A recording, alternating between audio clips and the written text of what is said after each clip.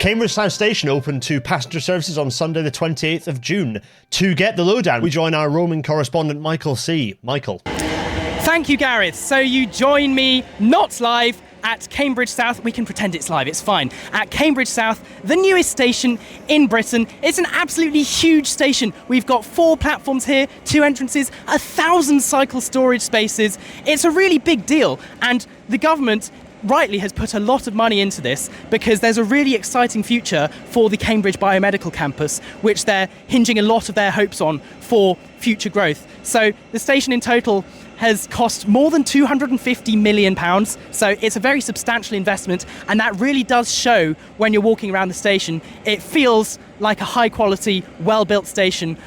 I wish we had more of this, because I go to a lot of station openings. Most of them really do not feel this good. That's interesting. So break down for us in a bit more detail, what does the quality of this station feel like versus other new stations you've visited? Yeah, so you're absolutely right. I've been to a lot of station openings, and I would say I've noticed pretty much with all station openings, it's either one extreme or the other. There's 2 types of station openings you generally get. You either get stations like this, which are big, multi-million, like hundreds of millions of pounds of like really big, impressive, grand stations. So there's this one. Bewley Park is another one that opened recently. A bit longer ago, we had Brent Cross West, which was something like £400 million. So these are really big, expensive stations that are lovely, but they're also like, we can't have them everywhere just because of how expensive they are. So the other type of station we get is just the bare minimum. It's so depressing. It's usually just, and this is what Jen on the Move complains about all the time, it's just like a platform, a bus stop shelter, a ticket machine, and that's it. And I really think there's a middle ground that we're sort of missing. We don't need all stations to be as big and grand as Cambridge South, but at the same time, there are so many stations that are just pitiful, and I think we need to find that middle ground station. So the rail natter you did a while ago, for example, on Network Rail's sort of kit of parts template for a station, that looks really promising, but we're yet to see that being rolled out anywhere.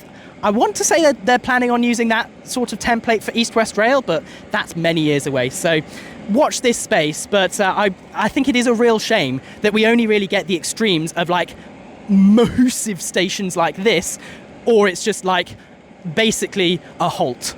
Ah yes, the dramatic contrast between stations that are an inconvenience to build versus the ones that government perceives as worthy of attention.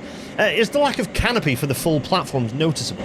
Yeah, so as you can see, I'm standing on a bit of the station that doesn't have the canopy, and actually when you look down the platform, it does look like the canopy is only covering quite a small proportion of it. But the thing is that this station is so long, it's long enough to accommodate 12-car trains, that even if the proportion of the platform covered is relatively little, that's still a lot of space. So when you're under the canopy, I'd say you really don't notice it. Like, there's plenty of stations in the country where the canopy doesn't cover that much of it. Sometimes only like 1 carriage lengths, and that definitely covers more than that. So I'd say it's not really a problem at all. Do you think the station will retain its fresh look, or will it fade rapidly? I'd say I don't think it'll fade very quickly. It feels well built. There is a danger because they've used glulam wood, which I'm always somewhat suspicious about because wood rots and stuff, but I don't think glulam has that problem in quite the same way.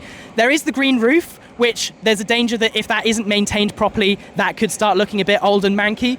But as it stands at the moment, like I say, this feels like a well-built station, like it's built to last. Thank you. Rail is only one part of the mobility story. How is the station integrated into the wider urban and regional transport network? Yeah, so there are plenty of links to the wider area. I mentioned earlier that there's 1,000 cycle storage spaces here, which is not insignificant by any means. Beyond that, the guided busway passes right by, and there is a stop nearby. Sadly, it's not like right outside the station, but it's only like a sort of 2-minute walk apart, so it's still a pretty easy interchange. There is no car park here though, I will say, which when I made my news video about that, sort of a lot of people were kicking off in the comments being like, whoa, I don't know how I feel about that. The comments that stood out to me most though were saying, what does that mean for disabled access? Because, you know, even if sort of regular people are still unable to drive here, you know, a lot of disabled people do have to drive. But actually, there are disabled parking spaces here, so they have thought of that, which is really good to see. Michael C., thank you very much indeed, and we look forward to you joining us in the studio shortly.